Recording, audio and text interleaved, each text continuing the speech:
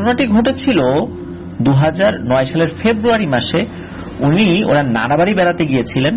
ওনার নানা বাড়ি শরীয়তপুরের জাজিরা উপজেলায়। ওনার মাছ ধরার কিন্তু ব্যাপক নেশা। ওনার মামা বাড়িতে দুটো পুকুর ছিল। এর মধ্যে একটি পুকুরে মাছ চাষ করা হতো না, কারণ হচ্ছে দুটি পুকুরের একটি হচ্ছে মামা বাড়ির সাথে লাগোয়া, আর আরেকটা হচ্ছে মাঠের মধ্যে, বাড়ি থেকে 200 মিটার দূরে একটা পুকুর রয়েছে। ওই পুকুরের সাথে আবার ওই খাল বা একটা নালা রয়েছে। শীতের সিজনে কিন্তু এগুলোতে কোনো পানি থাকে না, ওই খাল বা নালাতে। পুকুরে একটু পানি থাকে।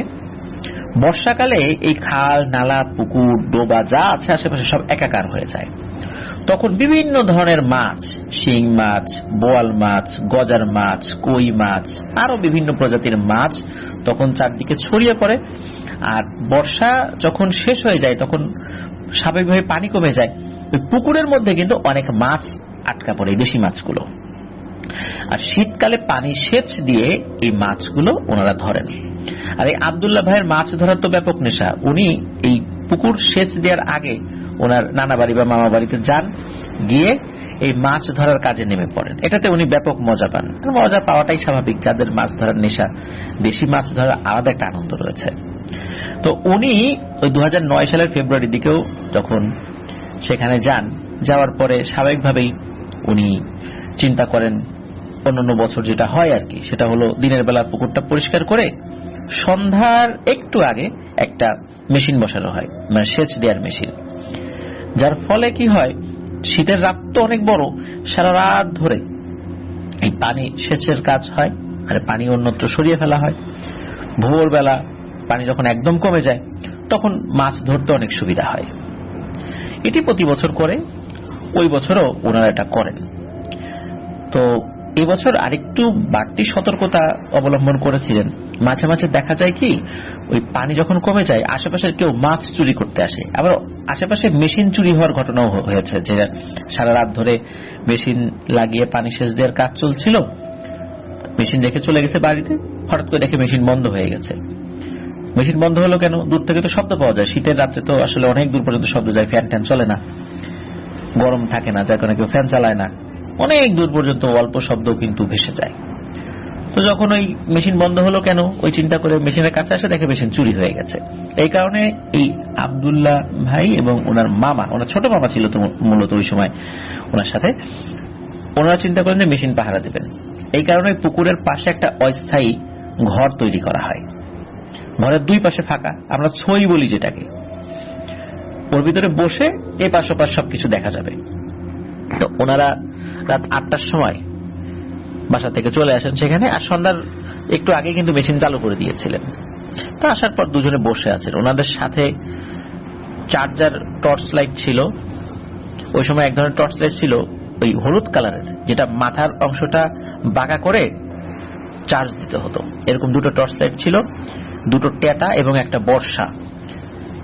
এগুলো নিয়ে এসেছিলেন ওনারা। বর্ষা নিয়ে এসেছিলেন এই কারণে যে অনেক সময় এই শেয়াল বা এরকম কিছু জন্তু জানোয়ার চলে আসে, ওদেরকে ভয় দেখানোর জন্য। তো ওনারা পাহারা দিচ্ছেন, গল্প করতে করতে ঘুমিয়ে গেছেন। বেশ শীত পড়েছিল তখন, ফেব্রুয়ারি মাসে কিন্তু বেশ শীত পড়ে। ওনারা কথা বলতে বলতে নিজেরাই ঘুমিয়ে গিয়েছেন। হঠাৎ করে আব্দুল্লাহ ভাই, ওনার ঘুম ভেঙে যায় ওনার ছোট মামার ডাকে, এই আব্দুল্লাহ ওঠ ওঠ, এই দেখ, মনে হচ্ছে কিছু একটা দেখা যাচ্ছে। এখন কি দেখা যাচ্ছে? যখন আব্দুল্লাহ ভাই জিজ্ঞেস করবেন, একটু এগিয়ে যাই তাহলে আমরা ভালো করে দেখতে পারবো। এই আব্দুল্লাহ ভাই এবং ওনার ছোট মামা দুজনে এগিয়ে যান, হাতে একটা বর্ষা নিয়ে। ওনারা দেখতে পান যে পানি অনেকটা কমে গেছে, শ্যালো মেশিন তখনও চলছে, আর রাত তখন 2:40 মতো বাজে। ঘড়িটা দেখেছিলেন যে কয়টা বাজে আব্দুল্লাহ ভাই, এই কারণে সময়টা বলতে পেরেছিলেন আমাদেরকে। তো ওনারা দেখেন যে 6-7 ফুট উচ্চতার একটা অবয়ব পুকুরের মাঝখানে দাঁড়িয়ে কি যেন করছে। ওনাদের কাছে তো চার্জার লাইট ছিল। ওনারা যেটা করেন, ওই চার্জার লাইটটা ওই অবয়বটার দিকে ধরেন। ধরার পর পেছন থেকে দেখা যাচ্ছে এই অবয়বটা অনেক চিকন, হাত পা গুলো অনেক চিকন বাট লম্বা লম্বা, সারা শরীরে লোম রয়েছে, শরীরের পেছনের অংশ দেখা যাচ্ছে। আর তার দিকে যে টর্চ মেরেছে এটা নিয়ে তার কোনো ভ্রুক্ষেপ নেই, সে মাছ খেয়ে যাচ্ছে। ওইদিকে আব্দুল্লাহ ভাইয়ের ছোট মামা উনি বলেন, এই বেটা কে রে তুই, এখানে কি করিস? তখন ওই অবয়বটি ঘুরে তাকায়। ঘুরে তাকানোর পর ওনারা দেখেন যে এটির মুখমণ্ডল অনেকটা শেয়ালের মতো, কিন্তু যেভাবে দাঁড়িয়ে আছে সেটা মানুষের মতো দাঁড়িয়ে আছে। চোখ দুটো একদম সাদা, সাদা বলতে এমন, অনেক সময় আমরা যে এনার্জি বাল্ব যেরকম সাদা হয়, যেটা আমরা দেখি যেভাবে জ্বলতে থাকে, ঠিক সেভাবে চলছে, এবং চোখ দিয়ে হালকা আলো বের হয়ে আসছে। ওনাদের দুজনকে দেখে ওই অবয়বটি গড় গড় শব্দ করছে, কিন্তু মাছ খেয়ে যাচ্ছে। সে মাছ খাওয়া কিন্তু থামাচ্ছে না এবং ওখান থেকে চলেও যাচ্ছে না। যখন এই আব্দুল্লাহ ভাইয়ের মামা বারবার ওইটাকে সরানোর জন্য ধমকি ধামকি দিতে থাকেন, ওই অবয়বটি কি করে, মাছ খাওয়া কিছুক্ষণের জন্য থামিয়ে সে থুতু দিতে থাকে এই আব্দুল্লাহ ভাইয়ের মামার দিকে। এখন শেয়াল বা কুকুর তো আসলে থুতু দিতে পারে না, আর সে যখন থুতু দেওয়ার চেষ্টা করছিল তখন কিছু সময়ের জন্য তার মুখটা হা হয়ে গিয়েছিল। যখন হা হয়েছিল তখন মুখের ভেতর থেকেও আলো বের হচ্ছে বলে মনে হচ্ছিল। এটা যে কোনো স্বাভাবিক জিনিস না, এই বিষয়টা হয়তোবা কিছু সময়ের জন্য আব্দুল্লাহ ভাইয়ের মামা ভুলে গিয়েছিলেন। হয়তোবা উনি খুব রাগান্বিত ছিলেন যে পুকুরের মাছ শেয়াল বা অন্য কিছু খেয়ে যাচ্ছে, উনি হয়তোবা শেয়ালই মনে করেছিলেন শুরুর দিকে। তখন উনি যে কাজটি করেন সেটি হলো, ওনার হাতে থাকা যে বর্ষা, এই বর্ষাটা সজোরে ওই জিনিসটার দিকে ছুঁড়ে মারেন। জিনিসটা খুব বেশি দূরে ছিল না তার, কারণ পুকুরের পানি কমে যাওয়ার কারণে পুকুরের ভেতর দিকে উনি নেমে গিয়েছিলেন। আর ওই জিনিসটা যখন উনি ছুঁড়ে মেরেছেন, সাথে সাথে ওই বর্ষাটা ওই অবয়বটির পিঠে গিয়ে বেঁধে। কারণ উনি যখন ছুঁড়ে মেরেছেন অবয়বটা পেছন দিকে ঘুরেছিল, সামনের দিকে প্রথমে ঘোরা ছিল, পেছন দিকে ঘুরে তখন পিঠে গিয়ে লাগে। লাগার সাথে সাথে ওই অবয়বটি একটা চিৎকার দিয়ে ওঠে এবং চিৎকার দিয়ে সোজা এই আব্দুল্লাহ ভাইয়ের মামার উপরে আক্রমণ করে। আব্দুল্লাহ ভাই দূর থেকে দেখছেন, যখন দেখলেন যে ওই অবয়বটা তার মামার উপর আক্রমণ করেছে, তখন উনি আবার ওই যে ট্যাটা ছিল ওই ট্যাটা নিয়ে এগিয়ে আসেন, কিন্তু ট্যাটা তার শরীরে বিদ্ধ করেননি, ট্যাটা দিয়ে ট্যাটার যেই বাঁশের যে অংশটা থাকে সেটা দিয়ে আঘাত করতে থাকেন। একটা পর্যায়ে ওই আঘাতটা মাথায় করেন, মাথায় করার সাথে সাথে মাথা ফেটে রক্ত বেরোতে থাকে। তখন ওই অবয়বটি আর একটা চিৎকার দিয়ে মামাকে ছেড়ে দিয়ে ওই যে পাশে যেই ঝোপঝাড় রয়েছে, ভিটা রয়েছে, যেটা থাকে আর কি, ওই বিভিন্ন নালা বা খাল গ্রাম অঞ্চলে এটা আমরা দেখি, ওইদিকে চলে যায়। ওইদিকে চলে যাওয়ার পর শেয়াল যেভাবে ডাকে ওইভাবে ডাকতে থাকে, করুণ সুরে কান্না করতে থাকে। আর ওই সময় দূর থেকেই মনে হচ্ছিল, চাঁদের আলো তো ছিলই, যে সেখানে এই ঝোপঝাড়গুলো মনে হচ্ছে প্রচন্ড ঝড়ে নড়াচড়া করছে। এর কিছুক্ষণ পর সবকিছু একদম স্বাভাবিক হয়ে যায়। আব্দুল্লাহ ভাই এবং তার মামা ওই সময় তাড়াতাড়ি বাড়ি চলে যান। বাড়িতে গিয়ে সবাইকে ঘুম থেকে ডেকে তোলেন, বলে এই ঘটনা ঘটেছে। তখন বাড়ির সকলে আসে, এসে দেখে চারদিকে শুনশান নীরবতা, কোনো কিছুর চিহ্ন নেই। আর ওই যে ঝোপের দিকে যে যাবেন, গ্রামের অনেকেই জানেন এই সমস্ত ঝোপঝাড়ে বিভিন্ন ধরনের অশরীরী থাকে। যারা এসেছিল ওই সময় তারা পরামর্শ দেন যে সকালবেলা তারা ওই ঝোপের দিকে যাবেন, আসলে কি হয়েছিল সেটা দেখতে। সত্যি সকালবেলা সকলে যান ওই ঝোপের ভেতরে গিয়ে দেখা দেয় যে এক অদ্ভুত জিনিস। সেটা হলো যে রাতের বেলা তারা তো একটা শেয়ালের মতো একটা অবয়ব দেখেছেন, যেটা মানুষের মতো হাঁটাচলা করছিল, মাছ খাচ্ছিল। কিন্তু এবার দেখা যায় যে বড় একটা শেয়াল মরে পড়ে আছে, তার পিঠে সেই আব্দুল্লাহ ভাইয়ের মামার বর্ষাটা গেঁথে রয়েছে, আর ওই শেয়ালটার মাথা ফাটা। গ্রামের সকলে বলে যে তোমরা বড় সড়ো একটা শেয়ালই দেখেছিলে, শেয়াল এসেছিল মাছ খেতে, তোমরা এই শেয়ালের সাথে যুদ্ধ করেছ, আসলে এটা জিন ভূত কিছু না। উপস্থিত সকলে যখন দেখেন যে এটা শেয়াল, স্বাভাবিকভাবে তাদের তো এটাই বলার কথা, তাই না? অন্য কিছু তো বলা যাচ্ছে না। তখন উপস্থিত লোকেরা কি করেন, যাতে করে শেয়ালটা পচে দুর্গন্ধ না হয়, মাটি খুঁড়ে ওই শেয়ালটাকে সেখানে পুঁতে দেন এবং বর্ষাটা তার পিঠ থেকে বের করে ফেলেন। এরপর তারা চলে যান ওখান থেকে। সকলে বলছিল তারা শেয়ালকে আঘাত করেছে রাতের বেলা, কিন্তু এই আব্দুল্লাহ ভাই এবং তার মামা তারা তো আসলে কাউকে ওভাবে বোঝাতে পারছিলেন না যে আসলে ওটা শেয়াল ছিল না। শেয়াল কখনো থুতু দিতে পারে না, শেয়াল এভাবে মানুষের মতো দাঁড়াতে পারে না, শেয়ালের চোখ এভাবে লাইটের মতো জ্বলে না, আর গলার ভেতরেও আলো থাকে না বা মুখের মধ্যে আলো থাকে না। তাহলে এটা কি ছিল? ওনাদের মনে খটকা লাগে। ওনারা কি করেন, পার্শ্ববর্তী একজন ভালো হুজুরের সন্ধান পান, সেখানে যান। ওই হুজুরের সাথে জিন থাকতো, জিনদের কাছ থেকে বিভিন্ন তথ্য নিয়ে উনি মানুষকে উপকার করতেন। সবসময় জিনদেরকে ডাকতেন না, যখন প্রয়োজন হতো তখন ডাকতেন। তখন ওই ব্যক্তির কাছে গিয়ে রাত্রের সমস্ত ঘটনা তারা দুজন খুলে বলেন। খুলে বলার পর উনি বলেন যে ঠিক আছে, আপাতত তোমাদেরকে ঝাড়ফুঁক করে দিচ্ছি, আর আমি আমার জিনদেরকে ডেকে জিজ্ঞেস করি আসলে ব্যাপারটা কি হয়েছিল, এটা কি আসলে শেয়াল ছিল নাকি তোমরা ভুল দেখেছিলে, সব বিষয়গুলো আপনাকে জেনে নেই। একদিন পরে আসরের নামাজের পরে যেতে বলেন। তো একদিন পরে ওনারা আসরের নামাজের পরে যান। এর মধ্যে কিন্তু ওনাদের সাথে কোনো সমস্যা হয়নি। যখন ওনারা গিয়েছেন সেই হুজুরের কাছে, তো হুজুর যে তথ্যগুলো দেন সত্যি খুব অবাক করা তথ্য। হুজুর বলেন যে তার জিনেরা তথ্য নিয়ে জানতে পেরেছে এক ভিন্ন রকমের তথ্য। সেটা হলো যে এটা আসলে একটা জিনই ছিল, কিন্তু এটা অনেক বয়স্ক কিন্তু দুর্বল এবং খুব নিরীহ প্রকৃতির একটা জিন। বয়স হওয়ার কারণে দুর্বল হয়ে গেছে। আমরা যেমন শুনি যে অনেক বয়স্ক এবং শক্তিশালী জিন, কিন্তু এই জিনিসটা এরকম ছিল না। এটা অনেক বয়স্ক এবং খুব দুর্বল এবং নিরীহ গোছের একটা জিন ছিল। এই জিনিসটা কি করত, সবসময় সে তার নিজের ঘর থেকে বেরোতে পারত না।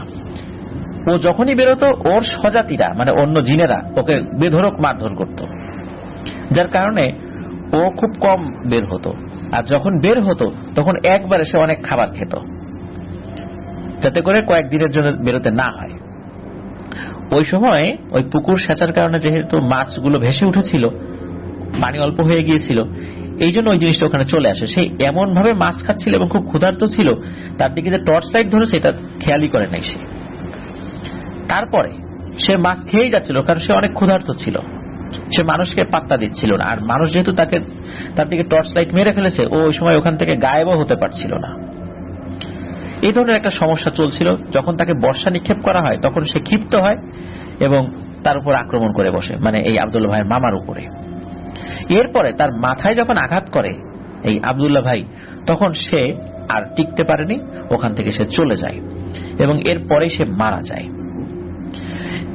তখন এই আব্দুল্লাহ ভাই এবং আব্দুল ভাইয়ের মামা একটা প্রশ্ন করেন যে জিনেরা কেন তাকে মারত, তার স্বজাতি হয়ে কেন তাকে মারত।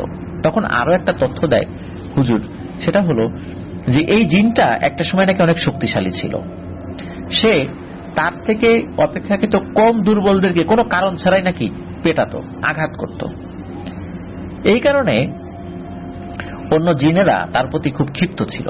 যখন বয়স হয়ে গেছে, দুর্বল হয়ে গেছে, আর কোনো কাজ করতে পারে না, তখন অন্য জিনেরা যারা তার দ্বারা আক্রান্ত হয়েছিল, মারধরের শিকার হয়েছিল, এরা যখনই তাকে দেখত তখনই তাকে মারত। এই জন্য এই জিনটি ঘর থেকে বেরোতো না। আর আগের মতো শক্তি না থাকার কারণে সে দুর্বল হয়ে গিয়েছিল, আর সে নিরীহ হয়ে গিয়েছিল। সে আর কোনো মানুষের উপরও কখনো জুলুম করত না, আর জিনদের উপর তো করতই না। এইভাবে সে জীবনযাপন করছিল।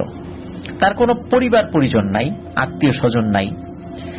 যদি থাকতো তাহলে এই আব্দুল্লাহ ভাই আর তার যে মামা জিনকে হত্যার কারণে তাদের অবস্থা যে কি হতো তা তো সহজেই বোঝা যাচ্ছে।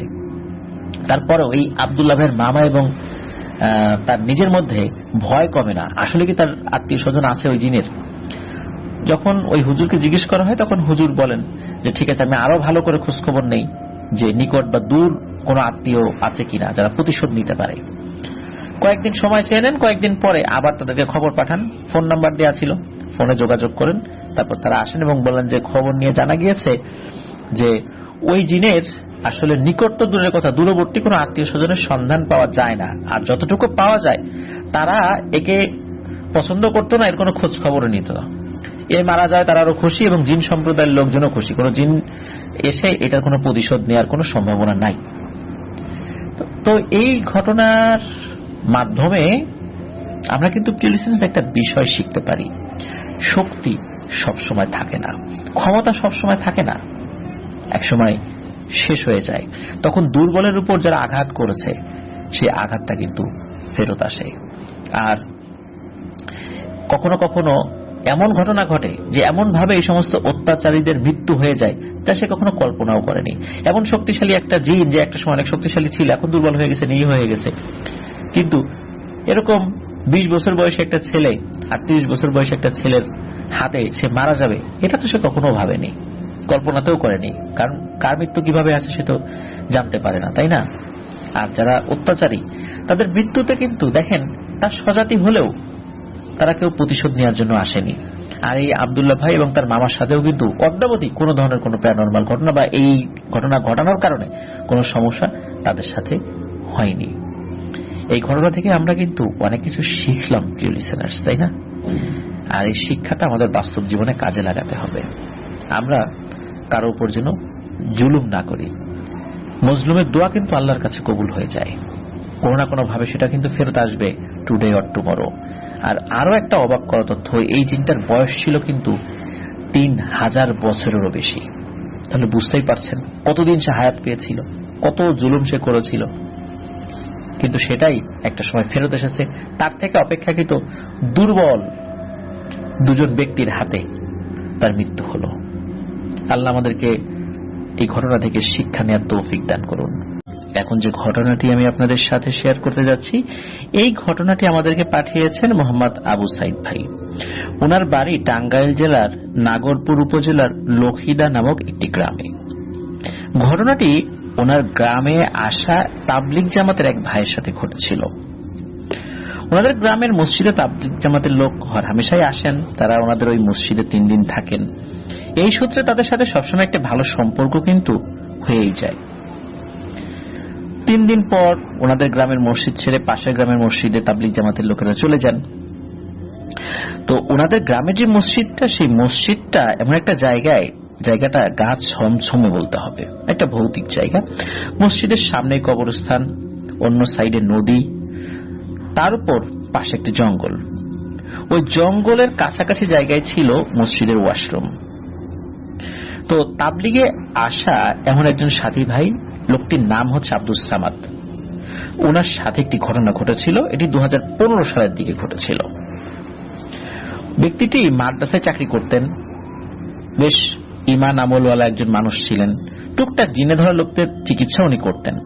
জিন সম্পর্কে কিছু কিছু বিষয় ওনার বেশ ভালোই জানা ছিল। পাশের গ্রামের মসজিদে যাওয়ার পর ওনাদের সবকিছু ঠিকঠাকই ছিল।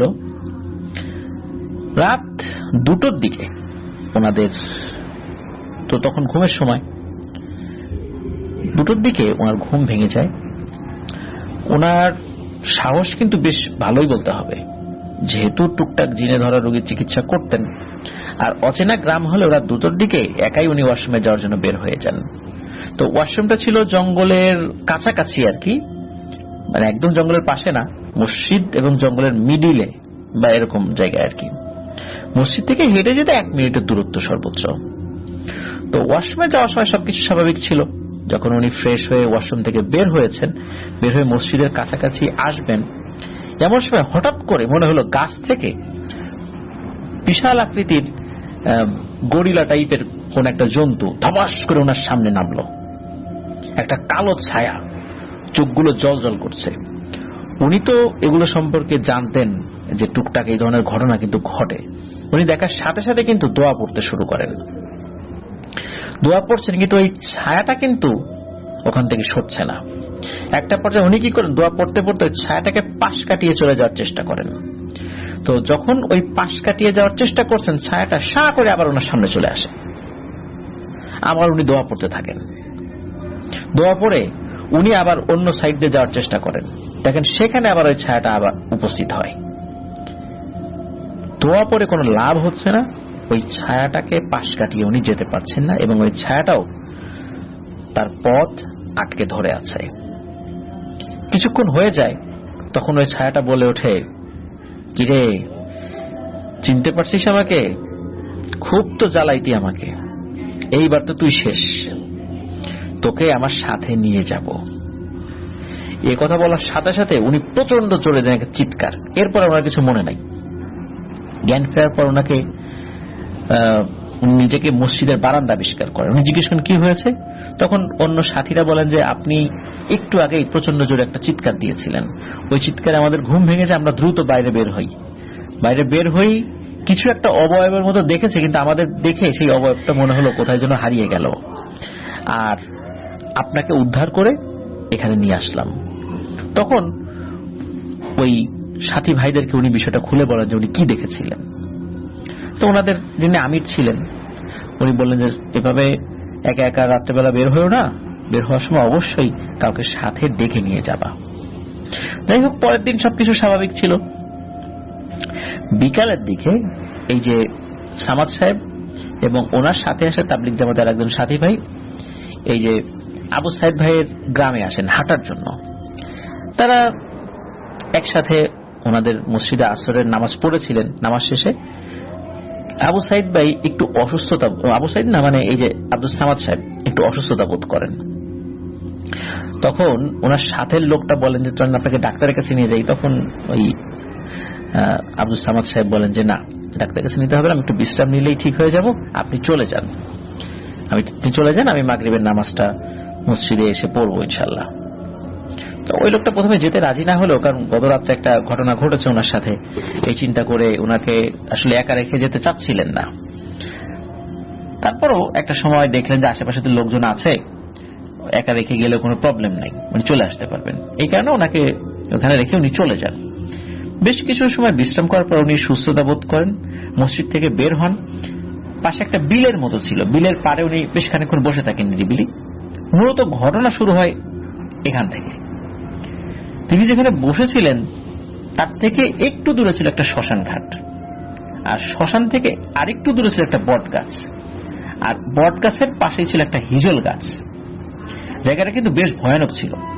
কোনো মানুষ তো রাত্রে সেখানে যাওয়ার সাহস তো করতোই না, দিনের বেলাতেও কোনো প্রয়োজন ছাড়া সেখান দিয়ে মানুষ আসলে আসা যাওয়া করতো না। আর হিজল গাছটা নিয়ে কিন্তু এলাকায় বহু কথা প্রচলিত রয়েছে এখনো। এদিকে মাগরিবের আজান হবে, চারপাশ আস্তে আস্তে অন্ধকার হচ্ছে। হঠাৎ করে উনি উঠে হাঁটতে হাঁটতে শ্মশানের দিকে যেতে থাকেন। এই যে সামাদ সাহেব জানতেন না যে উনি আসলে কোন দিক দিয়ে যাচ্ছেন, উনি মনে করছেন যে আরেকটু সামনের দিকে হেঁটে আসে, উনি তো আসলে ওই দিকের কোনো কিছু চেনেন না। উনি হাঁটতে হাঁটতে শ্মশান যে এরিয়াটা সেই এরিয়াতে ঢুকে পড়েন। তার একটু পরে মাগরিবের আজান হয়ে যায়। আজান শোনার পরে মনে হয় যে এখন তো হেঁটে গিয়ে মসজিদে জামাত পাবো না, এখানে ঘাসের উপরে নামাজটা আদায় করে নেই। তো সামাদ সাহেব নামাজ শেষ করেন। নামাজ শেষে তিনি যখন চলে আসবেন তখনও কিন্তু পুরোপুরি একদম অন্ধকার হয়ে গেছে, বিষয়টা এরকম নয়। হঠাৎ করে সেই ভয়ঙ্কর ছায়াটা যেটা গত রাতের বেলা উনি দেখেছিলেন, এই জিনিসটা সামনে চলে আসে। এটা দেখে তো উনি খুব ভয় পেয়েছেন, এবং এটা দেখে যে ওই জিনিসটা ওনার দিকে এক পা দু পা করে এগিয়ে আসছে। উনি দোয়া দূরত্ব পড়ছেন এবং উনি চিন্তা করেন যে এবার সজোরে দৌড় দিতে হবে, কারণ এখানে এর সাথে পারা যাবে না। আর যখন উনি দৌড় দেবেন তখন ওই অবয়বটা যেদিক দিয়ে যেতে যান মানে মুহূর্তের মধ্যে সেটা সামনে চলে আসে। মানে কোনোভাবেই ওই অবয়বটাকে মানে পার করে উনি যেতে পারছেন না। যেদিকে ফাঁকা দেখেন ওদিকে যাওয়া শুরু করেন, সামনে ওই জিনিসটা চলে আসে। এটা দেখে তো খুব ভয় পেয়েছেন উনি, ভয় পাওয়াটাই স্বাভাবিক। তখন ওই অবয়বটা বলে ওঠে, ইরে এখন কই পালাবি, গতকালকে তো তোকে নিয়ে যেতে পারলাম না, তো চিৎকারে লোকজন চলে আসলো, নয়তো তোকে তো তখনই নিয়ে যেতাম, এখন তো আমি তোকে ছাড়বো না রে, তোকে নিয়ে আমি এখন এই বট গাছের মাথায় উঠব। ওই অবস্থাতে এই আব্দুল সামাদ সাহেব উনি তো পালানোর জন্য আবারও দৌড় দিয়েছেন শরীরের সমস্ত শক্তি দিয়ে, কিন্তু কোনো কাজ হয় না। উনি বুঝতে পারেন যে উনি নিজের উপর কন্ট্রোল হারিয়ে ফেলেছেন, দোয়া দরুদ পড়ছেন কিন্তু কোনো কাজ হয় না। এরপর ওই অবয়বটার সাথে শুরু হয় ধস্তাধস্তি।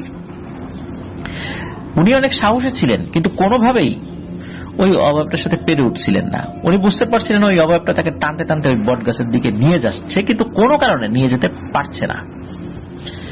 এভাবে যে কতক্ষণ হয়েছে কেউ জানতে পারে না। এরপরে আসলে ওনার আর কিছু মনে ছিল না। ওদিকে মাগরিবের নামাজের পর আমির সাহেব ওনার খোঁজ খবর নেন যে আব্দুস সামাদ কোথায়। তখন তার সাথে যিনি সাথী ভাই ছিলেন উনি বলেন যে তাকে তো রেখে এসেছি। আমির সাহেব বলে, এভাবে তো রেখে আসা তোমার উচিত হয় নাই, তাড়াতাড়ি খোঁজ খবর নাও। তখন ওই মসজিদ থেকে কয়েকজন আসেন। আসার পরে এই যে আবু সাইদ ভাইদের গ্রামের এখানে আসেন। আসার পরে জিজ্ঞেস করেন। তখন একটা জায়গায় আসে, ওখানে বেশ কয়েকটা দোকান ছিল। তো ওটাকে কুমের পাড় বলে, লোকালি আমাদেরকে জানানো হয়েছে যে ওই জায়গাটা হলো কুমের পাড়। তো কুমের পাড়ে এসে দোকানদারদেরকে জিজ্ঞেস করেন, তারা কিছু বলতে পারে না, তারা আবার মসজিদে চলে যায়। কিন্তু তাদের সাথে একটা ছেলে ছিল, তার নাম হচ্ছে ফয়সাল। ফয়সালের বয়স 18 থেকে 20 বছর। ফয়সালের আব্বু অনেক বড় একজন আলেম, উনি এই জিনে ধরা মানুষের চিকিৎসা করতেন। আর এই চিকিৎসা করার জন্য তার নিজের এবং তার পরিবারের সদস্যদের অনেক বিপদ আপদের মুখোমুখি হতে হয়েছে। এই জন্য উনি এইসব কাজ বন্ধ করে দিয়েছিলেন। তো ফয়সালের কাছে খটকা লাগে। ফয়সাল এসে আমির সাহেবকে বলেন যে এই ব্যাপার, তাকে তো কেউ দেখেনি। তখন আমির সাহেবের অনুমতি নিয়ে ফয়সাল তার আব্বার সাথে যোগাযোগ করে। যোগাযোগ করার পর ওই ফোনে আমির সাহেবকে ধরিয়ে দেন। তো আমির সাহেব রিকোয়েস্ট করেন যে ভাই একটু দেখেন এটার সমস্যাটা কি, একটা লোককে আমরা নিয়ে আসছি, কোন সমস্যা হয়ে গেলে তার পরিবারকে আমরা কি জবাব দেব। প্রথমে তো ফয়সালের আব্বু রাজি হয় না, তবে একটা পর্যায়ে বলে আচ্ছা ঠিক আছে, আমার কাছে জিন আছে, ওদেরকে একটু জিজ্ঞেস করে দেখি ওরা কোনো খোঁজ খবর নিতে পারে কিনা। মোটামুটি 10 মিনিট পরে আবার ফয়সালের আব্বু আমির সাহেবের সাথে ফোনে কথা বলেন। ফয়সালের ফোন দিয়ে বলেন যে আপনারা এক্ষুনি বের হন, 10-15 জন লোক নিয়ে যাবেন। আপনাদের কাছে কোন একটা জায়গায় শ্মশান আছে, ওই শ্মশানের কাছে একটা বট গাছ আছে, বট গাছের কাছে একটা হিজল গাছ আছে। এই বট গাছ এবং হিজল গাছের মাঝখানে এই আব্দুস সামাদ রয়েছে। আপনারা যদি 1 ঘন্টার মধ্যে ওকে উদ্ধার করতে না পারেন তাহলে কিন্তু ওকে বাঁচানো যাবে না। কারণ এই আব্দুস সামাদ টুকটাক জিনে ধরা লোকের চিকিৎসা করে, তো এমনই একটা পিশাচ শ্রেণীর জিন ওর দীর্ঘদিন পিছে লেগেছিল। এটা সুযোগ পেয়ে ওকে অ্যাটাক করেছে। সময় 1 ঘন্টা। আর ওকে পাওয়ার পর কেউ সরাসরি ওর গায়ে হাত দিবেন না।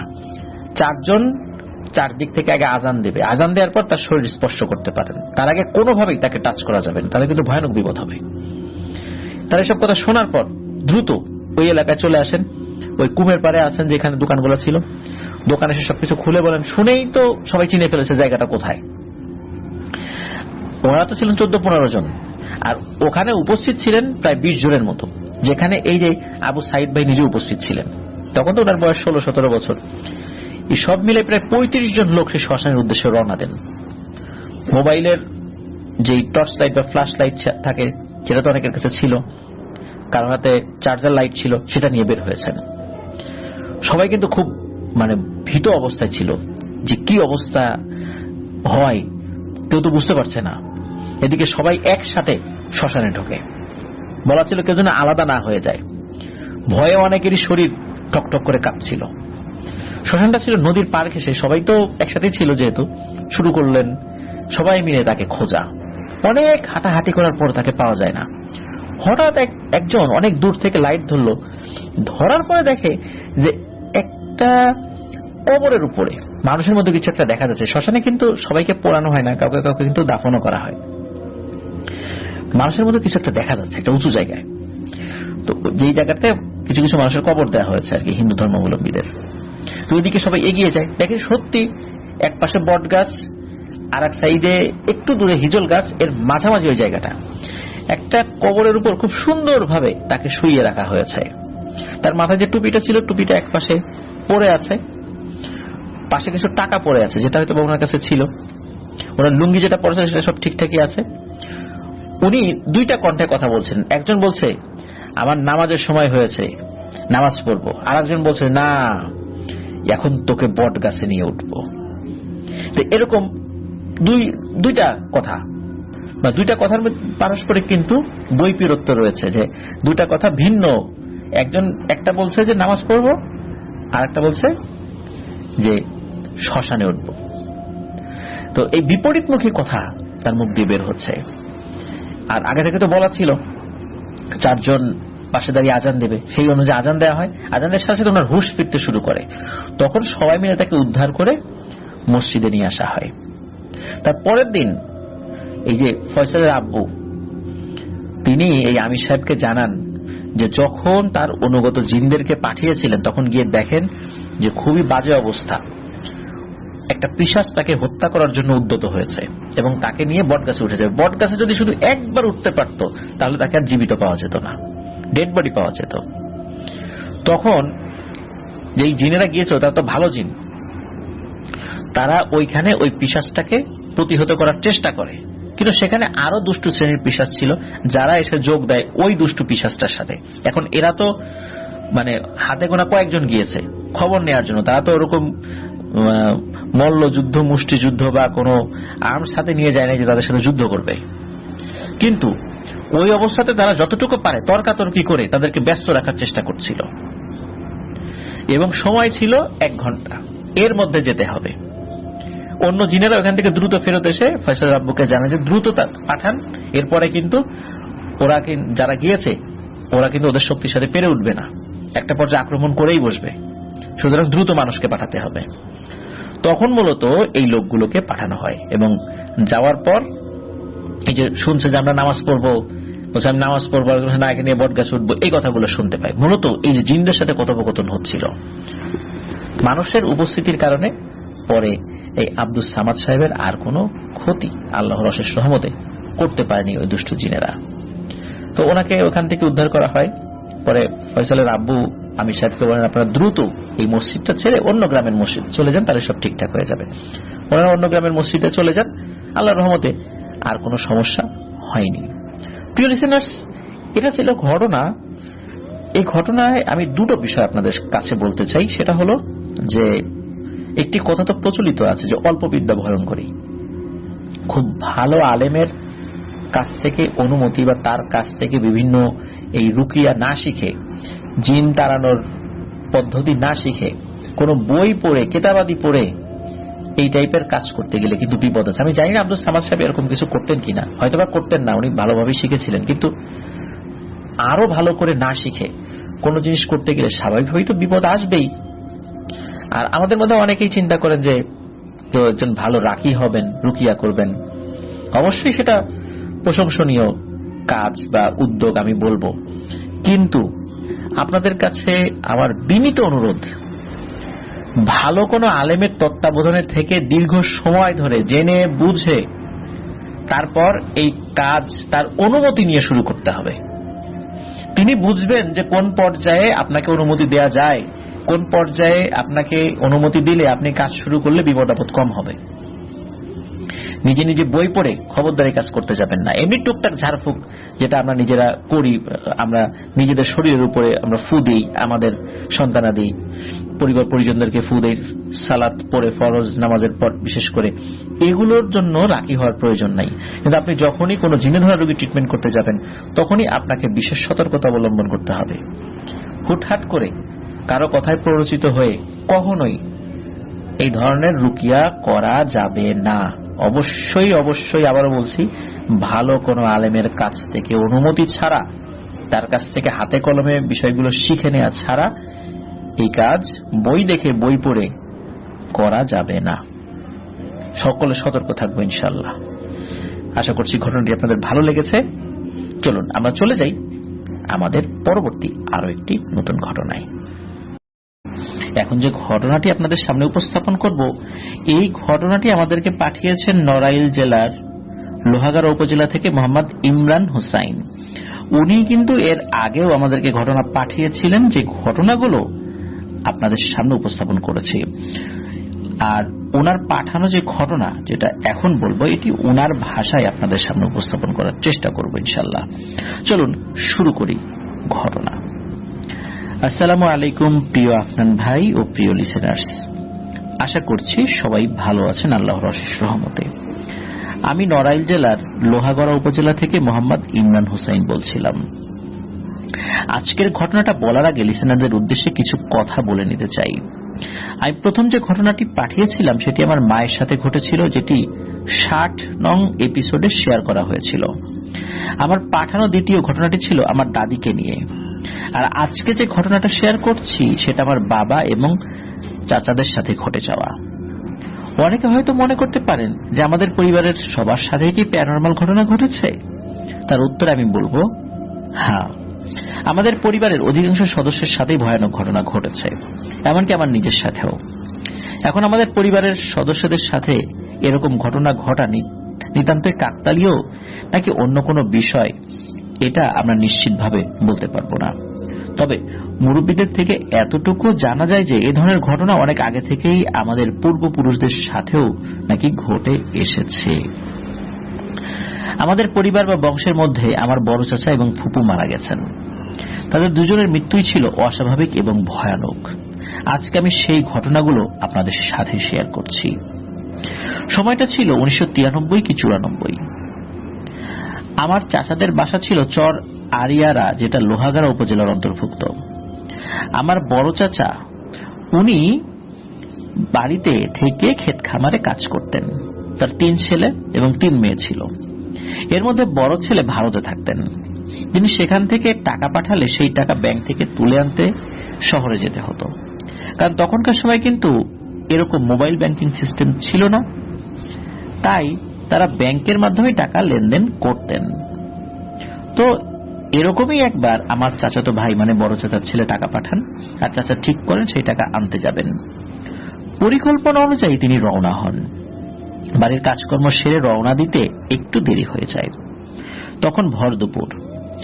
চাচা তার সাইকেল নিয়ে যাত্রা শুরু করেন লোহাগড়ার উদ্দেশ্যে, কারণ আমাদের এখানে লোহাগড়া হলো প্রধান শহর, যেখানে আমাদের প্রয়োজনীয় সবকিছুই পাওয়া যায়।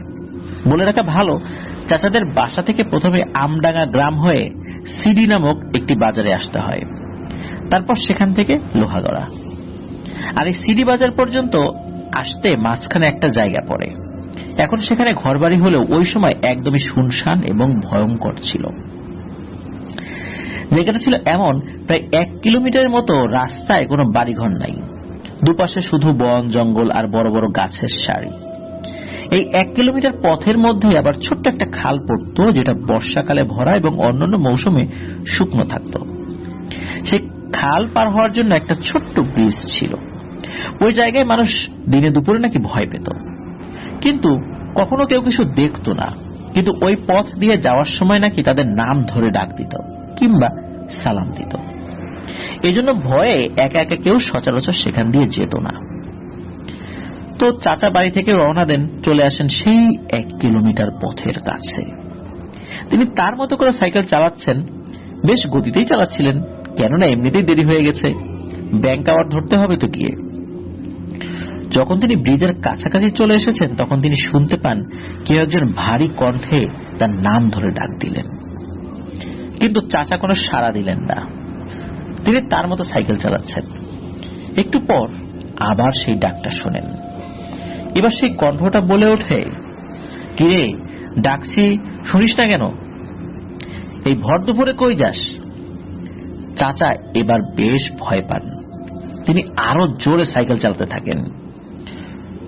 তখন একদম ব্রিজের কাছে চলে এসেছেন।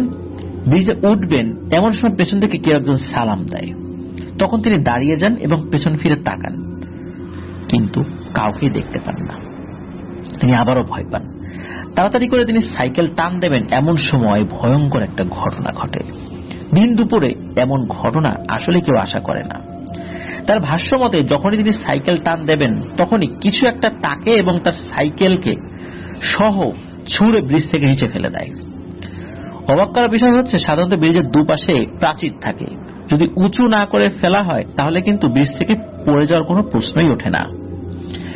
ব্রিজের নিচে পানি ছিল, তবুও নিচে পড়ে যাওয়ায় চাচা অনেক ব্যথা পান, বিশেষ করে তার পা মচকে যায়। তারপরও তিনি কষ্ট করে উঠে আসেন।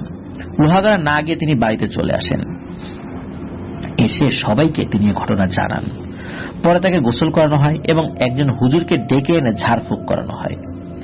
সবাই ভেবেছিল ঘটনা এখানেই শেষ, কিন্তু না। দিন দিন তার অবস্থা খুবই খারাপ হতে থাকে। যে পায়ে ব্যথা পেয়েছিলেন সেটা কার্যক্ষমতা হারিয়ে ফেলে এবং সেখানে আগুনে পুড়ে গেলে যেমন ফোসকা পড়ে, ঠিক তেমন ফোসকা পড়ে যায়। তার জন্য বিভিন্ন চিকিৎসা দেওয়া হয়, কিন্তু কাজের কাজ কিছুই হয় না। অবস্থা দিন দিন খারাপ হতেই থাকে। এরকম ভাবে দীর্ঘদিন অসুস্থ থাকার পর একদিন তিনি আল্লাহর ডাকে সাড়া দিয়ে চলে যান। এভাবে আমার বড় চাচার রহস্যময় মৃত্যু ঘটে। সেদিন কে তার নাম ধরে ডাক দেয়, কেই বা তাকে ব্রিজ থেকে নিচে ফেলে দেয়, তা আজও রহস্যময় একটা ব্যাপার। আর আরেকটা অবাক করা বিষয় হচ্ছে, আমার এই চাচাকে দেখে যাওয়ার সময় আমার মায়ের সাথে একটি ভয়ঙ্কর ঘটনা ঘটেছিল, যেটি আমি আগে শেয়ার করেছিলাম। এবার আসি আমার বড় চাচার মারা যাওয়ার পরের একটি ব্যাপার নিয়ে। আমার বড় চাচা মারা যাওয়ার পর কেটে যায় দীর্ঘ বেশ কিছু বছর। সাল 2017, বৃষ্টির সময়। তখন আমার ফুপু ব্যক্তিগতভাবে কিছু ছাগল পুষতেন। সেগুলোর খাওয়া দাওয়া থেকে শুরু করে নিয়ে গোসল করানো সবকিছু তিনি নিজেই করতেন। দিনের বেলায় সেগুলো মাঠে দিয়ে আসতেন, আর সন্ধ্যার আগেই আবার তিনি নিজে গিয়ে নিয়ে আসতেন। এরকমই একদিনের ঘটনা। তিনি ছাগল আনতে মাঠে যাওয়া শুরু করেন। তখন প্রায় সন্ধ্যা, কিন্তু তখন মাগরিবের আজান দেয়নি। তিনি দেখেন পশ্চিম আকাশে কালো মেঘ হয়েছে, যখন তখন ঝড় বৃষ্টি হতে পারে। তিনি খুব দ্রুত হাঁটতে থাকেন। মাঠটা একটু দূরে থাকায় যেতে যেতে আজান দিয়ে দেয়। তিনি ছাগল নিয়ে রওনা হন বাড়ির দিকে। কিছুক্ষণ হাঁটার পর তিনি খেয়াল করলেন আশেপাশের তুলনায় তিনি যেখান দিয়ে হাঁটছেন সেখানে একটু বেশি অন্ধকার মনে হচ্ছে। তখন তিনি কোনো কারণে তার মাথার উপরের দিকে তাকান, যে আশেপাশে এত অন্ধকার নাই, তার মাথার উপর এত অন্ধকার কেন, বা তার ওই জায়গাটায় এত অন্ধকার কেন। এই কারণে উনি মাথার উপর দিকে তাকিয়েছিলেন। তিনি দেখেন মেঘ ভয়ঙ্কর রকমের কালো এবং সেগুলো পাক খাচ্ছে। এটা দেখে তিনি মারাত্মক ভয় পান, কারণ ওই মেঘটা শুধু তার মাথার উপরে। তিনি কিছু বুঝে ওঠার আগে কেউ তাকে শূন্যে তুলে মারে এক আছাড়। পড়ে গিয়ে তিনি কোমরে ভীষণ ব্যথা পান। খুব কষ্টে তিনি বাড়িতে চলে আসেন এবং সবাইকে কথা বলেন। তখন হুজুরকে খবর দেওয়া হয়, কিন্তু দুঃখজনক ব্যাপার হলো হুজুর আসার আগেই তিনি আল্লাহর ডাকে সাড়া দিয়ে চলে যান। কে তাকে শূন্যে তুলে আছাড় মারল, কিংবা তার মাথার উপরে কালো মেঘ এইভাবে পাক খাচ্ছিল কেনই বা, এটা কিন্তু রহস্যময় একটি ব্যাপার। এবার আসি আমার বাবার সাথে ঘটে যাওয়া সেই ভয়ানক ঘটনায়। আমাদের বংশের সাথে এরকম প্যারানরমাল ঘটনা ঘটা এবং অন্য বিভিন্ন কারণে আমার বাবা ঠিক করেন সেখান থেকে চলে আসবেন। যেই ভাবা সেই কাজ।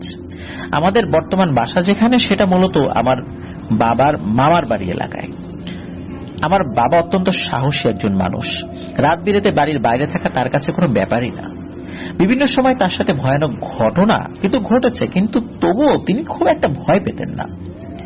কিন্তু এই ঘটনার পর থেকে তার জীবন পরিপূর্ণরূপে পাল্টে যায়। সময়টা ছিল 2018, বৃষ্টির সময়। কৃষকরা ধান লাগানোর কাজে খুবই ব্যস্ত। আমার বাবাও একজন কৃষিজীবী মানুষ ছিলেন। তাই একদিন তিনিও পাশের বাড়ির এক চাচা মিলে মাঠে যান জমি ঠিক করতে। জমি ঠিক করা মানে চাষ দেওয়ার পর জমির আইল কেটে ঠিক করা, ঘাস নিড়ানি দেওয়া, মই টানা, পানি দেওয়া ইত্যাদি। এক কথায় বীজ বপনের উপযোগী করে গড়ে তোলা। তো তারা দুজন দুজনের জমিতে কাজ করে যাচ্ছেন, আর মাঝে মাঝে একটু বিশ্রাম নিচ্ছেন। আমাদের জমি থেকে সেই চাচাদের জমি সামান্য দূরে। কাজ করতে করতে কখন যে ঘন কালো মেঘ হয়েছে তারা তো খেয়ালই করেননি। তখন পড়ন্ত বিকাল, কাজ তখনও পুরোপুরি শেষ হয়নি, সামান্য কিছু কাজ বাকি ছিল। তাই বাবা চিন্তা করলেন একবারে শেষ করে তারপর বাড়ি যাবেন, কেননা পরের দিন ধান লাগানোর জন্য লোক আসবে। যদি কাজ শেষ না করে যাওয়া হয় তাহলে লোকগুলো এসে তো অসমাপ্ত কাজ পাবেন, কিভাবে ধান লাগাবেন। তো আমার বাবা এবং তার সাথে থাকা সেই চাচা আপন মনে কাজ করতে থাকেন। মাঝে মাঝে এদিক ওদিক তাকিয়ে দেখছিলেন যে লোকজন আছে কিনা। তারা দেখলেন তারা দুজন বাদে আর সবাই চলে গেছে মেঘ দেখে। তখনও তারা কাজ করেই যাচ্ছিলেন। ওই সময় তারা দুজনেই জমিতে পানি দিচ্ছিলেন। এর মধ্যে তারা খেয়াল করেন প্রচন্ড জোরে শো শো শব্দে বাতাস বইতে শুরু হয়েছে বা বাতাস বইতে শুরু করেছে। তখন তারা পশ্চিম আকাশের দিকে তাকালেন, দেখলেন কালো মেঘে আকাশ ছেয়ে গেছে। তবে তারা একটা বিষয় দেখে খুবই অবাক হন। সেটা হলো পুরো আকাশে মেঘ থাকলেও নির্দিষ্ট একটি জায়গায় কালো মেঘের একটা সার্কেল তৈরি হয়েছে, এবং আকাশের অন্য স্থানের তুলনায় ওই সার্কেলের ভেতরে থাকা মেঘ কয়েক গুণ বেশি কালো মনে হচ্ছিল। তখন আমার সেই চাচা আমার বাবাকে বলেন, আজকে আর দরকার নাই, চলো বাড়িতে যাই, আজকে আকাশের অবস্থা খুব খারাপ। তখন তারা দুজনে পানি দেওয়া বন্ধ করে বাড়ির দিকে রওনা হবেন। ঠিক এমন সময় দেখেন হঠাৎ করে সেই বৃত্তাকার মেঘের সোজাসুজি মাটিতে হঠাৎ বাতাস ঘুরতে থাকে। বাতাস এত জোরে ঘুরছিল যেন মনে হচ্ছিল সেখানকার ঘাস লতা পাতা সেই সাথে ঘুরছে। এটা দেখে তারা একটু ভয় পান। কারণটা হলো সাধারণত গ্রামের মানুষজন এটাকে খুবই অশুভ মনে করেন, তাই তারা দ্রুত বাড়ির দিকে হাঁটা শুরু করেন। কিন্তু তাদেরকে অবাক করে দিয়ে সেই ঘূর্ণি বায়ুটি চোখের পলকে তাদের সামনে চলে আসে। তখন তারা মারাত্মক ভয় পান, কারণ এটা হওয়ার কথা ছিল না, কেননা সেটা তাদের থেকে বেশ খানিকটা দূরে ছিল। তখন তাদের এমন মনে হচ্ছিল যে তারা সেটার ভেতরে আটকা পড়েছেন, নিজেদের ভারসাম্য হারিয়ে ফেলেছেন। তারা আরো অনুভব করছিলেন একটা কালো নারী অবয়ব, যেটির উচ্চতা 10 থেকে 12 ফুটের বেশি হবে, এবং দাঁতগুলো ছিল মুখ থেকে বের হওয়া, মানে বড় বড়, আর চুলগুলো ছিল অনেক লম্বা, জট পাকানো। তাদেরকে উপরে তুলছে এবং ছুঁড়ে ফেলে দিচ্ছে। এরকম কতক্ষণ চলছে তারা বলতে পারেন না। ঠিক তখনই তারা শুনতে পান মাগরিবের আজান ভেসে আসছে, এবং তারা ধপাস করে মাটিতে আছড়ে পড়েন। তখন তারা দুজনেই দৌড়ানো শুরু করেন, কিন্তু আমার বাবা ঠিক মতো দৌড়াতে পারছিলেন না, কারণ পায়ে প্রচন্ড ব্যথা অনুভব করছিলেন তিনি। তখন তার নজর যায় পায়ের দিকে এবং দেখেন পা ভয়ঙ্কর ভাবে কেটে গেছে, সেখান থেকে প্রচুর পরিমাণে রক্তক্ষরণ হচ্ছিল। তখন তিনি বসে পড়েন আর হাঁটতে পারেন না। তখন সেই চাচা আমার বাবাকে কাঁধে করে একটু দূরে থাকা একটা বাড়িতে নিয়ে যান। সেখানে প্রাথমিক চিকিৎসা শেষে ডাক্তারকে খবর দেওয়া হয়। আর এদিকে সেই চাচা বাড়িতে আসার সময় পথে আমার সাথে দেখা হয়। বাবার বাড়িতে আসতে দেরি হচ্ছিল বলে আমি মাঠের দিকে যাচ্ছিলাম। তখন তিনি বলেন, তাড়াতাড়ি তোর আব্বার কাছে যা, ওর অবস্থা ভালো না। যখন তিনি কথাগুলো বলছিলেন তখন তার চোখে মুখে প্রচন্ড ভয়ের ছাপ আমি দেখতে পেয়েছিলাম। তখন আমি দেরি না করে দ্রুত মাকে সাথে নিয়ে সেই বাড়িতে যাই। গিয়ে দেখি তাদের বারান্দায় বাবাকে শুইয়ে রাখা হয়েছে এবং ডাক্তার ক্ষতস্থানে ড্রেসিং করছেন। কাটা জায়গাটা দেখে আমার গা শিউরে ওঠে। এমন ভাবে কেটেছিল যে যে কেউ দেখলে ভয় পাবে। কোন দা, বটি, ছুরি, কাঁচি কিংবা এই জাতীয় কিছুতে কাটলে সাধারণত এইভাবে ক্ষত সৃষ্টি হয় না। ডাক্তার সাহেব বুঝতে পারছিলেন না যে কিভাবে সেলাই করবেন। যাই হোক, কোনোভাবে সেলাই করে দিয়ে এবং কিছু ট্রিটমেন্ট দিয়ে তিনি চলে যান। তখন আমিও বাইরে থাকা লোকজনের কাছ থেকে শুনি যে কি হয়েছে। তারা আমাকে যেটা বলে সেটা শুনে আমিও ভয় পেয়ে যাই। তারা বলেন, যখন শো শো শব্দে বাতাস বইছিল সেটা শুনে তারা বাইরে বের হন। তাদের দুজনের সাথে যেটা ঘটেছে সেটা তারা পুরোটাই দেখেছেন। তারা এগিয়ে যেতে চেয়েছিলেন, কিন্তু হঠাৎ করে ওই ভয়ঙ্কর মহিলা অবয়বটাকে দেখে তারা সাহস করেননি। এটা শোনার পর আমার একটু রাগ হয়, কেননা দুটো মানুষ বিপদে আর তারা ভয়ে সাহায্য করতে গেল না। আবার তাদের ধন্যবাদও দিতে ইচ্ছে করছিল যে শেষ অবধি কোনো না কোনো ভাবে তারা সাহায্য করেছেন। তারপর বাবাকে বাড়িতে নিয়ে আসি। বাড়িতে আনার পরে পুরো ঘটনা তার মুখ থেকে শুনি। ভেবেছিলাম এখানেই শেষ, না, কিন্তু শেষ হলো না। বাবার অবস্থা এতটা খারাপ হয়েছিল যে বসা থেকে উঠতে গেলেও একজনের সাহায্য লাগতো। গোসল কিংবা ওয়াশরুমে যাওয়ার জন্য কোলে করে নিয়ে যেতে হতো। একা একা উনি কোথাও সহজে যেতে পারতেন না। একদিন রাত্রে হঠাৎ করে বাবার চিৎকার শুনে লাফিয়ে উঠে তার রুমে যাই। জিজ্ঞেস করলাম কি হয়েছে। বাবা বললেন, কেউ একজন তার বুকের উপর বসে গলা চেপে ধরেছিল। চোখ খুলে দেখেন ওই যে সেই নারী অবয়ব যেটি তাদের উপর আক্রমণ করেছিল সেটি। শুনে আমি বেশ ভয় পাই। তারপর আমি বাবা ও মায়ের সাথে ঘুমালাম। শুয়ে শুয়ে চিন্তা করছিলাম যে বড় চাচা এবং ফুপু মারা গেলেন এভাবে। আগেও বংশে অনেকজনের সাথে এমন ঘটনা ঘটেছে, তাহলে কি আমার বাবার সাথেও একই পরিণাম হবে? পরের দিন এক হুজুরকে নিয়ে আসলাম বাড়িতে। তিনি বাবাকে ঝাড়ফুঁক করে দিয়ে গেলেন এবং সাথে সাথে তেল ও পানি পড়া। এভাবে 2 থেকে 3 দিন কোনো সমস্যা ছাড়াই পার হলো। একদিন এশার নামাজ পড়ে বাড়ি আসছি। বলে রাখা ভালো, আমাদের বাড়ি ঢুকতেই ঘরের জানালার একদমই পাশে ছোট্ট একটা আম গাছ ছিল। যখন আমি ওখানে আসলাম তখন বাবা ঘর থেকে বলল, ইমরান দেখ তো ওই আম গাছে কি। আমি ভালো করে দেখলাম, দেখে বললাম, কই, কিছুই তো নাই। পরে ঘরে গিয়ে শুনলাম কি হয়েছে। বাবা বললেন, তিনি যখন একা শুয়েছিলেন তখন ওই গাছের দিকে তাকাতে তিনি দেখেন একটা ছাগল জবাই করে ঝুলানো এবং কেউ একজন সেটা চামড়া ছাড়াচ্ছে। আমি এটা শুনে বললাম, আরে ও কিছু না, চোখের ভুল। সত্যি কথা বলতে আমিও খুব ভয়ে থাকতাম, কারণ যখন রাতে কোনো কারণে বের হতাম মনে হতো কিছু একটা বাড়ির চারপাশে ঘোরাঘুরি করছে।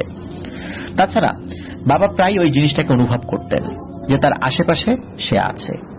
এছাড়া যখনই তিনি একা থাকতেন তখন তিনি দেখতেন ছাগল জবাই করা হচ্ছে কিংবা অনেকগুলো সাপ একটা আরেকটাকে কামড়াচ্ছে। তারপর থেকে আমি প্রতিদিন একজন হুজুরকে 3 বেলা সকাল, দুপুর, রাতে বাড়িতে এনে ঝাড়ফুঁক করাতাম। দুঃখের বিষয়ে আমি সেই হুজুরের নামটা শেয়ার করতে পারছি না নিষেধাজ্ঞার কারণে। তিনি প্রতিদিন নিয়ম করে 3 বেলা ঝাড়ফুঁক করে দিয়ে যেতেন। তারপর থেকে আল্লাহর অশেষ রহমতে আর তেমন কোনো সমস্যা হয়নি। তবে এখনো সেই ভয়ঙ্কর নারী অবয়বটা বাবা মাঝে মাঝে স্বপ্নে দেখেন। এ ঘটনার পর থেকে আমার বাবা আগের মতো কাজ করতে পারেন না। তাছাড়া বয়স হওয়ার কারণে শারীরিকভাবে তিনি দুর্বল হয়ে গেছেন। এটাই ছিল আমার বাবা এবং আমাদের বংশের সাথে ঘটে যাওয়া ঘটনা। ভালো লাগলে শেয়ার করার অনুরোধ রইল প্রিয় আফনান ভাই। আমার বাবার সাথে ঘটা আরো অনেক ঘটনা আছে যেগুলো তার মুখ থেকে শুনেছি, সময় করে শেয়ার করব ইনশাআল্লাহ। এখন যে ঘটনাটি আপনাদের সামনে উপস্থাপন করব, এই ঘটনাটি পাঠিয়েছেন রনি। ওনার বাড়ি ফেনী জেলার দেবীপুর গ্রামে। উনি বর্তমানে কুয়েত প্রবাসী।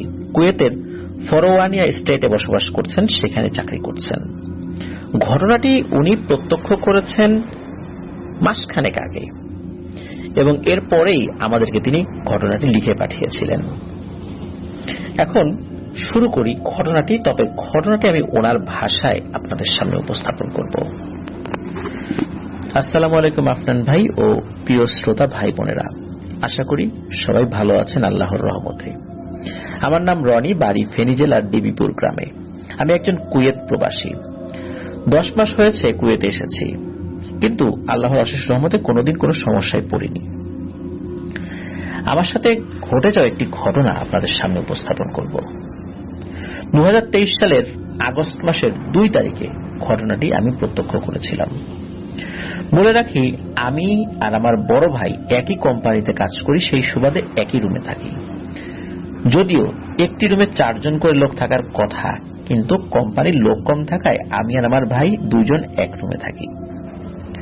পরশু দিনের আগের দিন আমাদের কোম্পানি 14 জন লোক হায়ার করে। সে কারণে আমাদের রুমে একজন লোক দিবে কোম্পানি। যে কথা সেই কাজ, একজন বাঙালিকে দিল।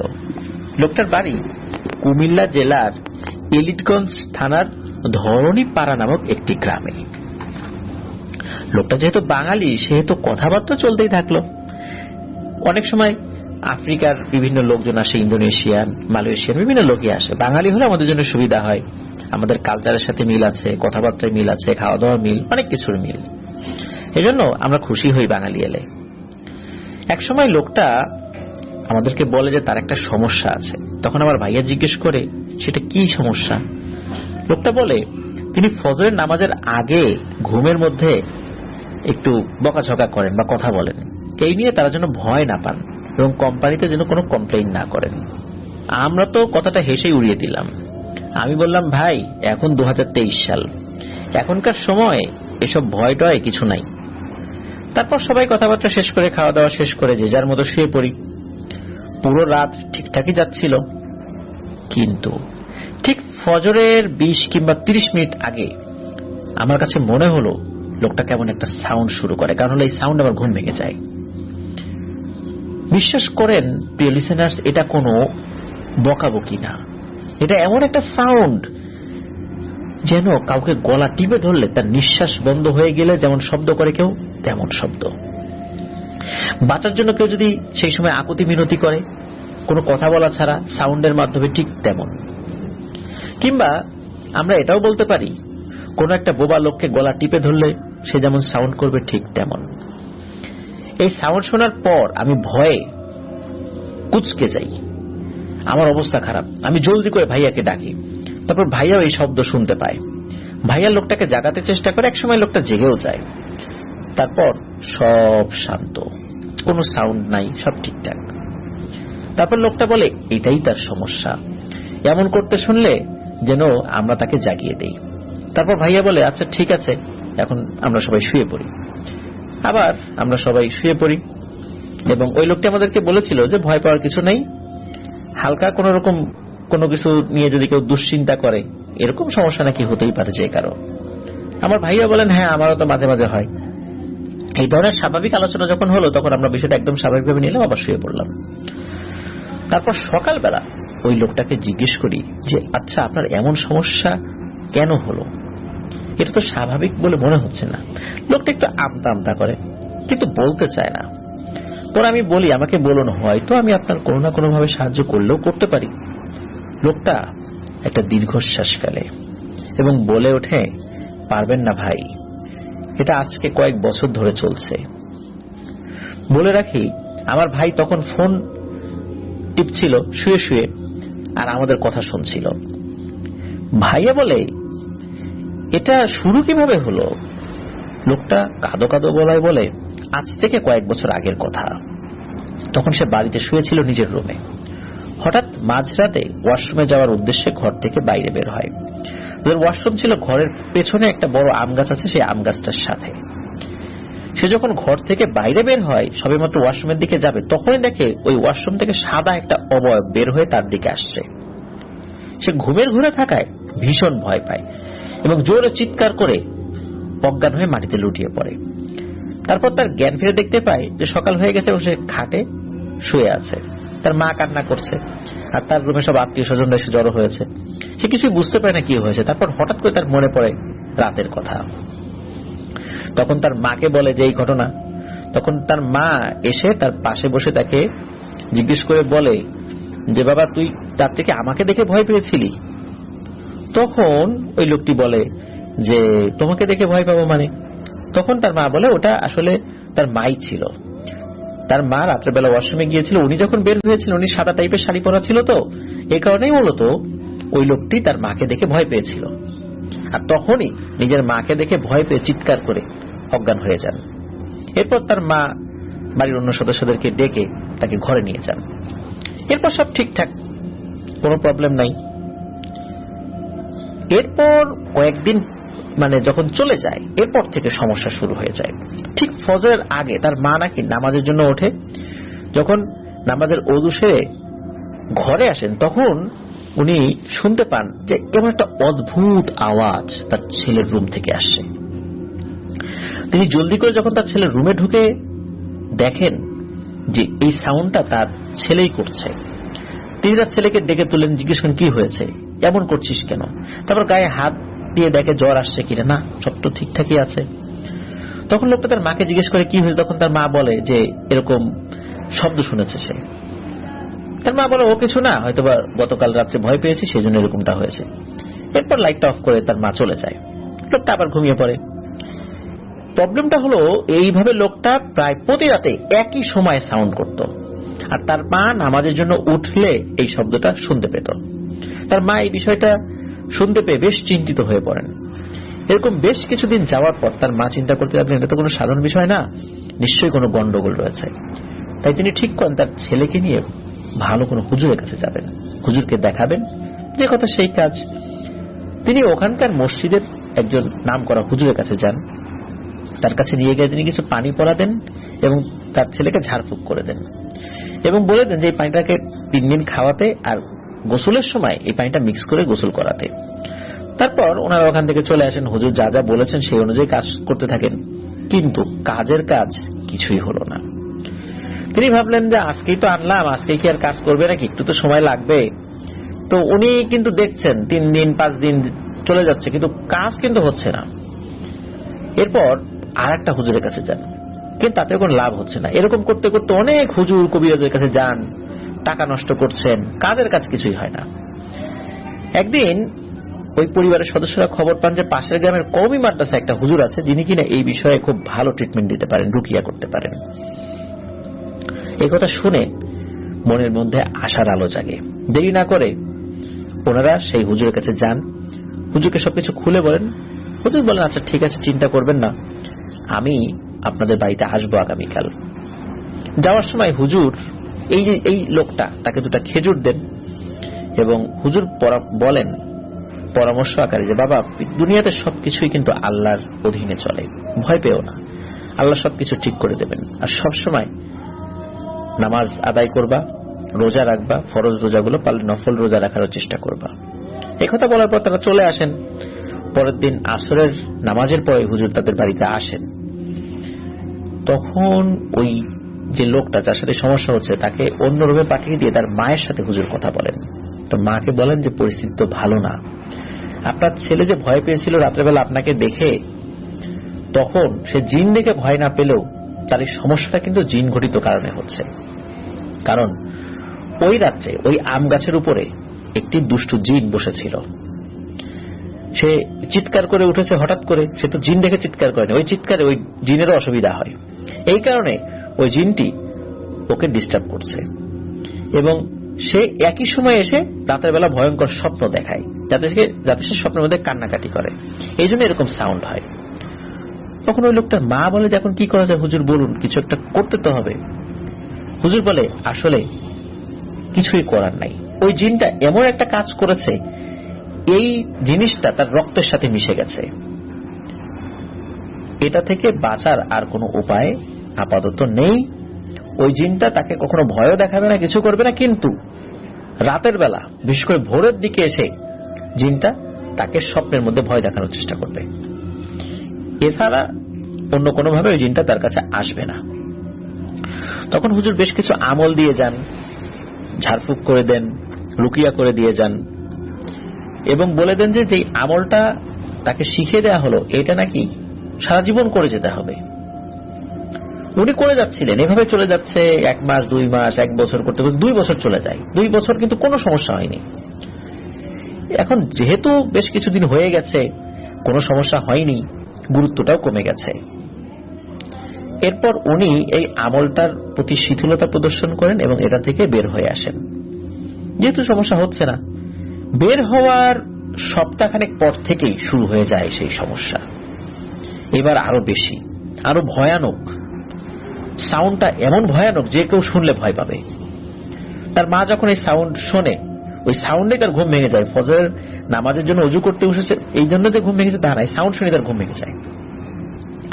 তখন তার ছেলেকে উঠে ডাকাডাকি করে, ছেলে তো ওই সাউন্ড কোর্সের মধ্যে তার ঘুম ভেঙে যায়। তখন বলে যে কি হয়েছে, তখন তার ছেলে বলে যে স্বপ্নের মধ্যে সে ভয়ঙ্কর কিছু দেখেছে। তখন তার মা বলে আচ্ছা বাবা তুই কি সেই আমলটা করছিস?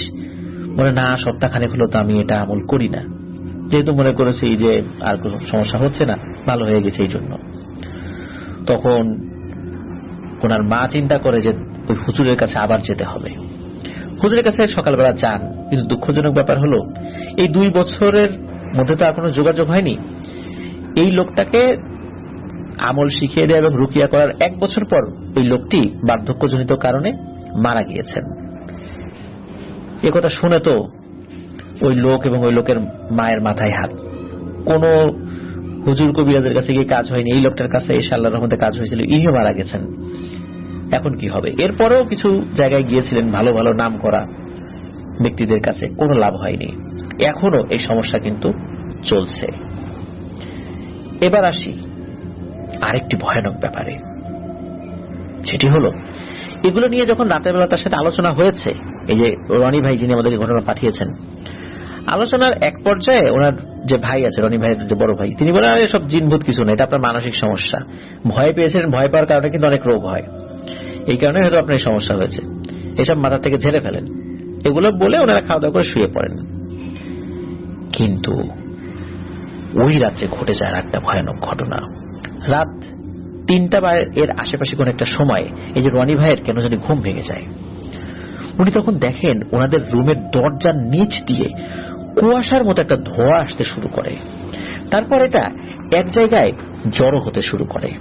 উনি অবাক হয়ে দেখছেন যে এটা আসলে কি হচ্ছে, নাকি উনি ঘুম ভেঙে চোখে ধাঁধা দেখছেন, কিন্তু না, উনি স্পষ্ট দেখতে পান এই কুয়াশাগুলো এক হয়ে জড়ো হয়ে একটা সাদা মানুষের অবয়ব হয়ে গেল।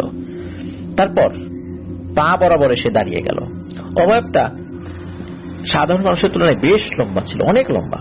এখানে বলে রাখা ভালো যে ওই লোকটির বেড ছিল এই রনি ভাইয়ের বেডের উপরে, কিন্তু ওই অবয়বটা যেন ছাদ স্পর্শ করে ফেলবে মাথা দিয়ে। অবয়বটা স্থির হয়ে দাঁড়িয়ে আছে। এখানে বলে রাখা ভালো, বিদেশে কিন্তু একটি বেডের উপর আর একটা বেড থাকে, স্টিলের বেড থাকে, 2টা 3টা 4টা পর্যন্ত হয়ে থাকে, যদি ঘরের ছাদের উচ্চতাটা বেশি হয়। আমি স্পষ্টভাবে দেখতে পাচ্ছি যে ওই অবয়বটা স্থির হয়ে দাঁড়িয়ে আছে। মনে হচ্ছিল ওই লোকটির দিকে ওই অবয়বটি তাকিয়ে আছে। অল্প কয়েক সেকেন্ড পর ওই লোকটি সেই সাউন্ড শুরু করে দেয়, যে সাউন্ডটা আগের রাত্রেও হয়েছিল। হঠাৎ করে কি হয়, ওই অবয়বটা আমার দিকে তাকায়। কিভাবে বুঝলো যে আমি দেখছি? আমি জানি না। আমি ভয়ে একটা চিৎকার দিয়ে উঠি এবং ভয়ে আমি বেড থেকে নিচে পড়ে যাই। খাটের কোণা লেগে আমার পিঠটা কেটে যায়। সাথে সাথে আমার ভাইও উঠে পড়ে, লাইট দেয়। কুয়াশাগুলো আস্তে আস্তে হাওয়ায় মিলিয়ে যেতে থাকলো। আমার ভাই কিন্তু নিজেও সেটা দেখেছে, অথচ রাত্রে খাওয়ার সময়ও বলেছিল যে এইসব কিছু না, জিন ভূতের কারণে হয়নি, এটা তার মানসিক সমস্যা। তখন আমার ভাইও বুঝতে পারলো এবং আমিও স্পষ্ট বুঝতে পারলাম এটা অস্বাভাবিক কারণেই হচ্ছে। তখন আমার ভাই আমাকে জিজ্ঞেস করলো যে তুই কি দেখেছিলি। আমি সবকিছু বললাম, কিভাবে দরজার নিচ দিয়ে কুয়াশা এসে একটা মানুষের অবয়ব হয়ে গিয়েছিল। তারপর ওই লোকটা ওই সাউন্ড শুরু করেছে। আমার ভাই আমার পিঠে একটা কাপড় বেঁধে দেয়, সকাল হওয়ার জন্য অপেক্ষা করে। সেই রাতে আমরা কেউ ঘুমাইনি। সকাল হলে আমার ভাই আমাকে একটা মসজিদের হুজুরের কাছে নিয়ে যান। হুজুর ছিল একজন বাঙালি, তিনি আমাকে ঝাড়ফুঁক করে দেন এবং এক বোতল পানি পরে দেন। এরপর আমার ভাই আমার কোম্পানির বা আমাদের কোম্পানির একজন প্রতিনিধির সাথে কথা বলেন এবং সব ঘটনা জানান। তখন কোম্পানির লোক এসে ওই লোকটিকে আমাদের রুম থেকে নিয়ে অন্য জায়গা দিয়ে দিয়েছিলেন। ওই লোকটির সাথে এখনই যে কোনো সমস্যা হচ্ছে না এটা আমরা বলতে পারবো না, কারণ ঘটনাটি আমি ভোর রাতের দিকে লিখছিলাম। হয়তোবা এখন ওনার সাথে সমস্যা চলছে এবং চলারই কথা। এটা নিয়েই ওনাকে হয়তো বাকি জীবন থাকতে হবে। আল্লাহ আমাদেরকে হেফাজত করুন এই ধরনের সমস্যা থেকে। অনেকে বলবেন যে এসব মিথ্যা বা সব বানোয়াট গল্প, তাদের উদ্দেশ্যে বলছি জীবনে কোনো না কোনো দিন যদি কেউ এই সমস্যার সম্মুখীন হন তাহলে বুঝবেন এগুলো সত্যি না কতটা ভয়ানক।